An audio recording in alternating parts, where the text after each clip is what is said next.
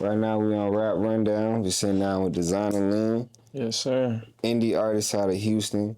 Got features from Pooh Shiesty, designer Lynn. Let's talk about it, man. Let's get into it Let's today. talk about it then, P. In one sentence, let them know who is designer Lynn. Shit, Designer Lynn is basically a young upcoming artist from the southwest side of Houston.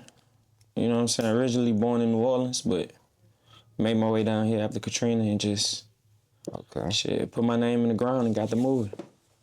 So that really like changes my follow-up question. So talk to me about being from New Orleans and then that transition into like a whole new place with Houston. Man, before I even made my way down here, I ain't never heard about Texas, but into like history books and shit like that. So before I came down here, being young, 19 years old, you just know Louisiana is where you from, but you learn about these things in history. So me making my way to Texas, like when a hurricane hit, first thing I'm thinking like, man, I'm finna be around a whole bunch of cowboys and you know what I'm saying? I don't know what's going on until I get here. So, but when I make it down here, it's kind of like, shit, I get where I belong and shit, make my moves and do what I need to do. You know what I'm saying? For sure.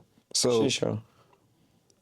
when did you first realize, as far as music, that you could probably take this seriously? The first time I really realized is when I dropped my first song. And the feedback that I got was like, damn, they fucking with this shit. I might as well keep going. You know what I'm saying? Shit, yeah. So that's really when it kind of like gave me that push to go ahead and get at it. And at what point?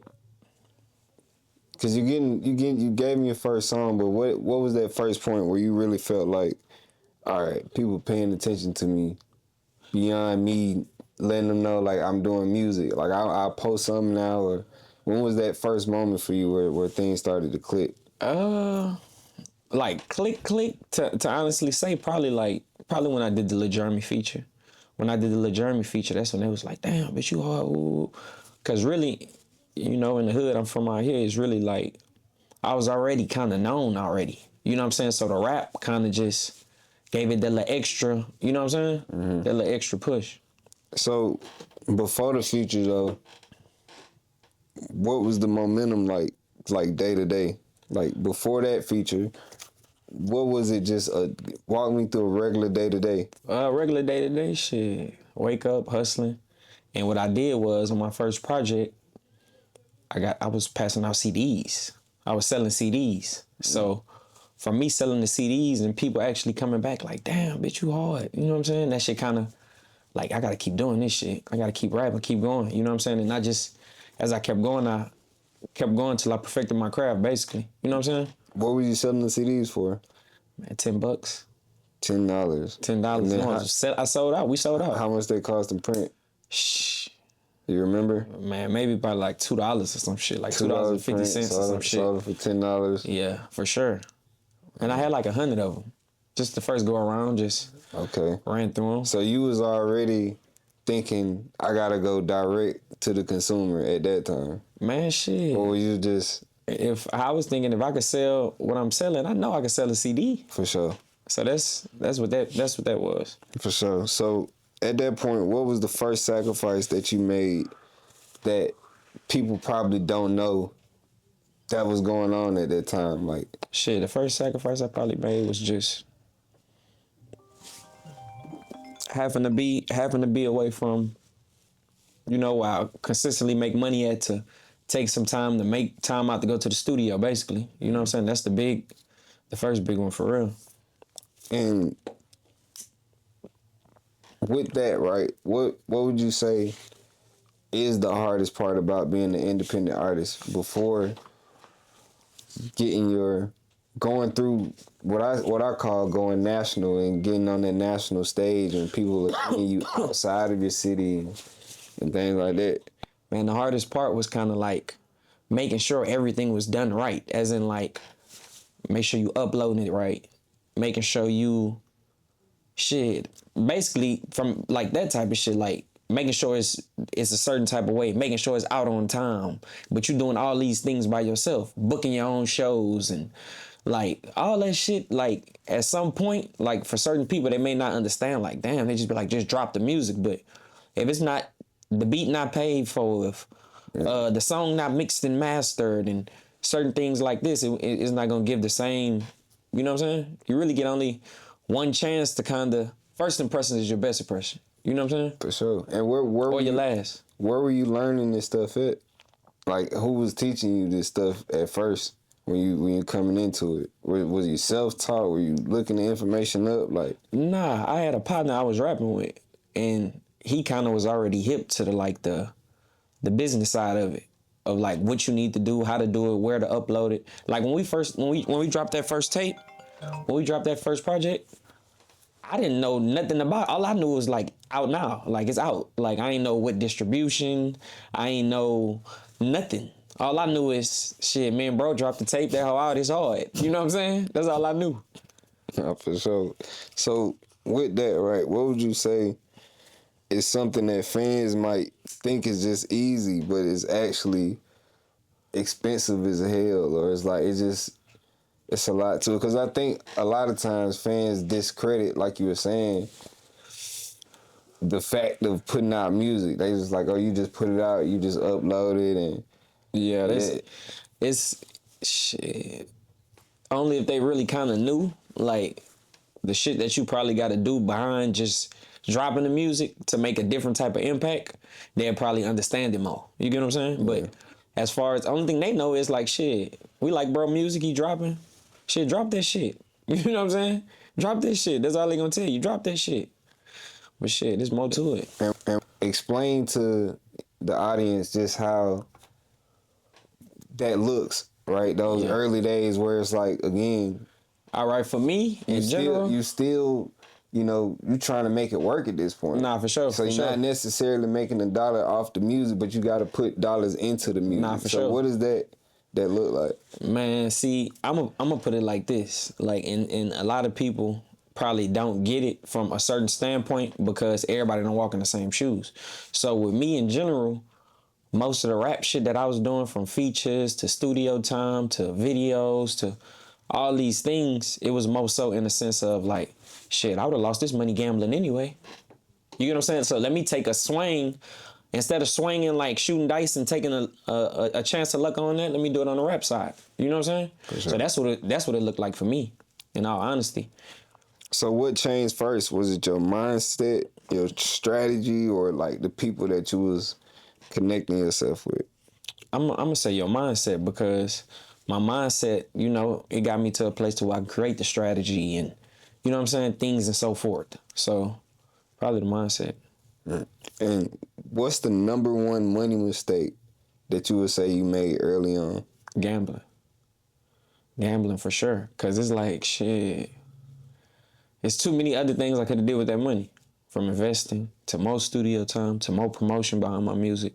How much would you say you lost gambling Shit. early on, them early on, days? shit. Probably like 500. Probably about 500,000. For sure. It'd be hard to believe to some people, but shit. Nah. Motherfuckers from on my way know. Like, Money can go fast. hell yeah, especially when you're making it fast. It can go. sure. It can go fast for sure. So at that point, right?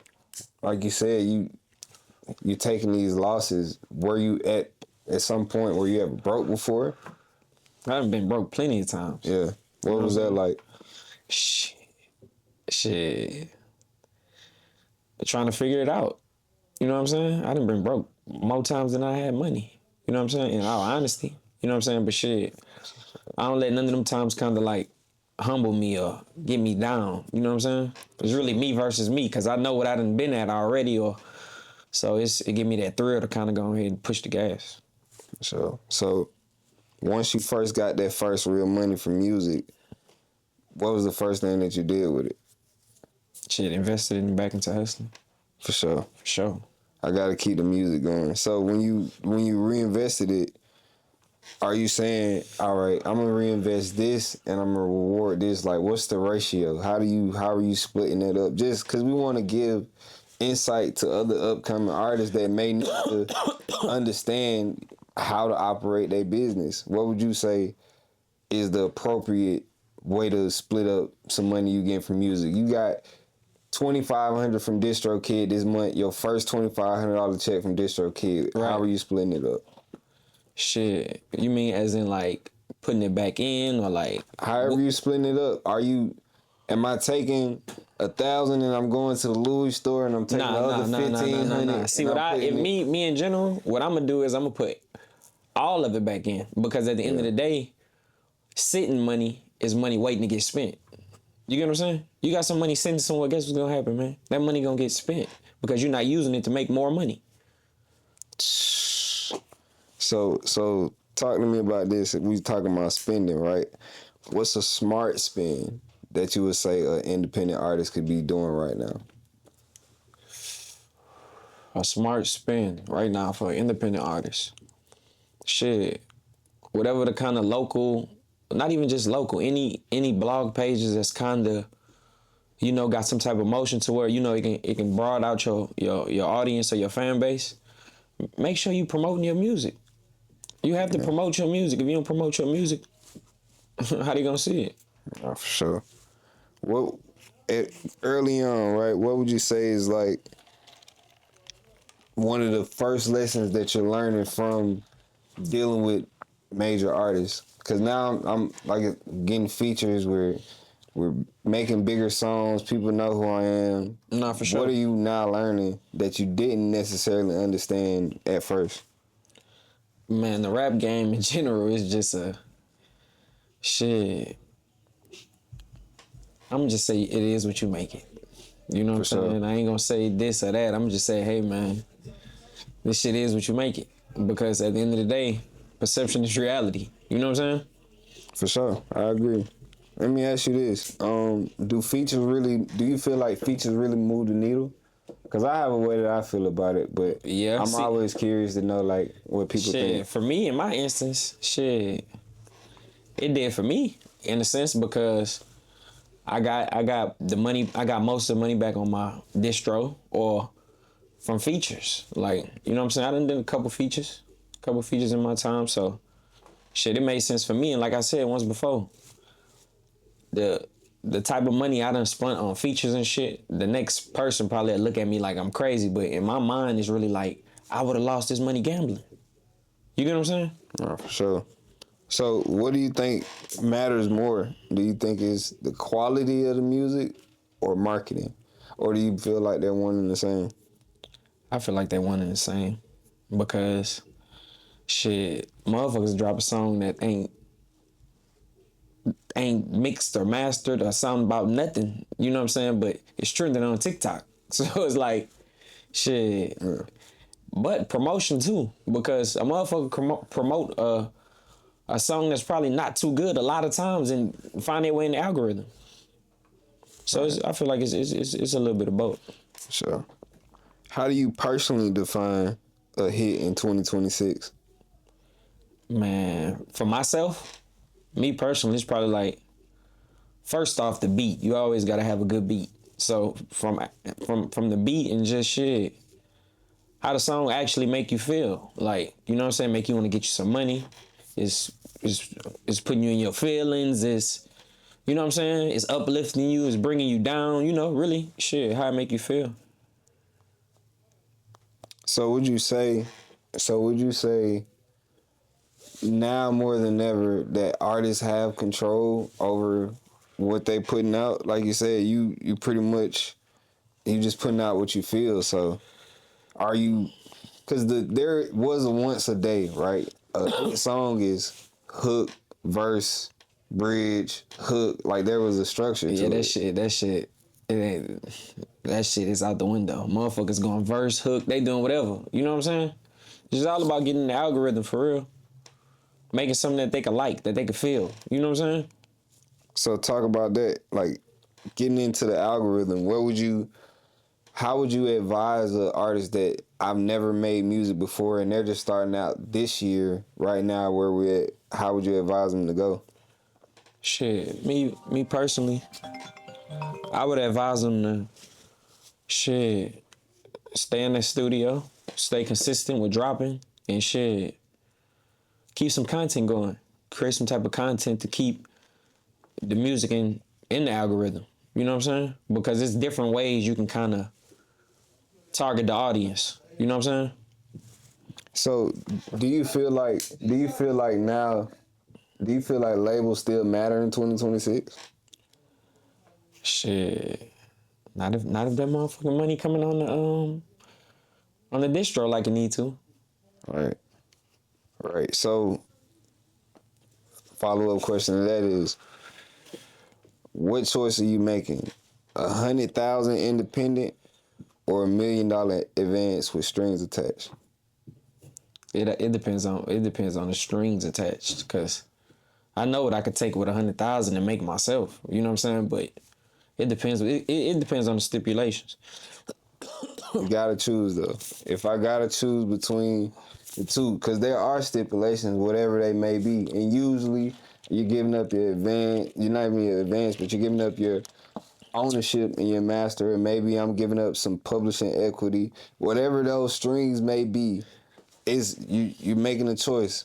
Right now, somebody say, I turn the lights on for you. I put 100K in your DistroKid account, and it's just you running the team, or $1 million advance from a major label with the team.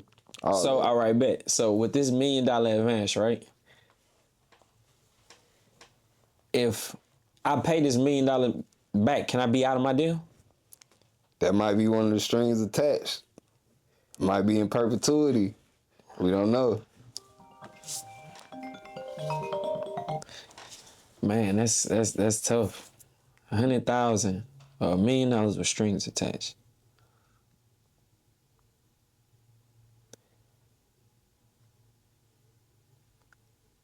I'm gonna take that 100,000 Okay. Why? because I know it's not gonna be sitting money. It's gonna be invested money. Okay. So I think a lot of artists, just to piggyback on what you said, have a tough time choosing between there. And I always tell artists the real choice is just deciding whether or not you want a team or not. Right. Like if I'm gonna go hire my own team, Right. I'll stay independent. Nah, for sure. If I don't have a team or if I don't feel like doing that work, I'll go major. Just take their money. Nah, for sure. That makes sense. So let me ask you this question, right? Being in this market as long as you've been, do you feel like local artists support each other here in Houston? Not really. It's kind of like it's you know, you got a couple genuine motherfuckers and you can tell who genuine. You know what I'm saying? But nah, because if it was, Houston is one of the biggest cities in the world. It shouldn't be no problem for artists to be making their way up out of the hub. You know what I'm saying? But they can do it in Atlanta, and they can do it in Detroit. Man, you could do it. You most definitely could do it in Texas, in Houston, at that. So do you feel like the Houston politics is real? Yeah, for sure. For sure. It's for sure real. The reason why it's real is because shit, that's how they make it out to be. Yeah, for sure. You know what I'm saying? It's just shit. If you did something to this guy and he ain't like it and shit, he may be behind some type of something that can be beneficial to you. Yeah. Shit, it may change the output on how other people start looking at you. You know what I'm saying? For sure. So what's something about, the industry people don't see behind the scenes? What's something about the industry? That people don't see, because even with that, right, like, people don't usually see the behind the wall games that are going on, like, because this or that, like, so what are some of those things, and not even to go into like particulars, but Right. what are some of those things indie artists should be looking out for? Shit, man, one thing about it, you gonna know who fuck with you. So at the end of the day, shit, if it's genuine, it's genuine. If it's not, it's not. So keep it on on the business music side. Like, you get what I'm saying? When you do music and you doing musical business, do musical business. Don't do like real life and like you can't put them two together. Yeah. I call it vibes and real shit. Can't like mix the two. Nah, for sure. For shit show, vibes and real shit. You can't mix the two. Damn.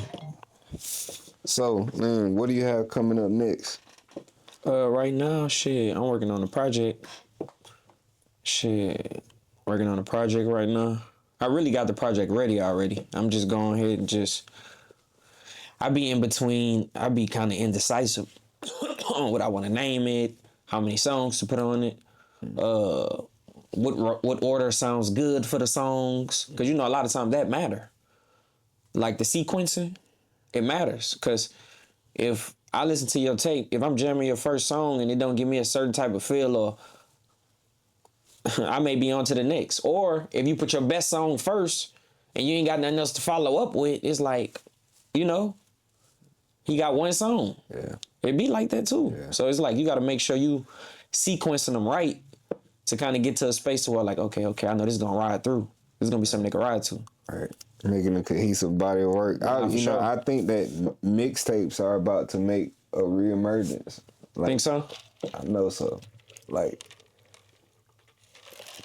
I'll tell you offline, but just mixtapes in general, just music, like to your point, curated, and who knows how to curate music better than DJs, Right, especially the ones that like are active and working clubs and shit like that. Right. You can't beat it. What's your message to every indie artist in Houston that feels overlooked right now? Man, keep grinding, bro. If they don't see you now, they gonna see you later. You know what I'm saying? What I learned with this shit, you can't even pick who you want on the boat on the way up. Hey man, sometimes you gotta accept them on the way down and just know where y'all stand. You get what I'm saying? You can't put them on. You want to put everybody on the boat at one time. Like, come on, let's go ahead and go. Sometimes they may come down later on down the line. So shit, don't take nothing personal. Just keep grinding. Real talk. Well, that'll be it, man. Designer Lynn. For shit show, man. Rap Rundown. Appreciate you coming through, brother. For shit show. Anytime, P. For sure. All right, y'all. Peace.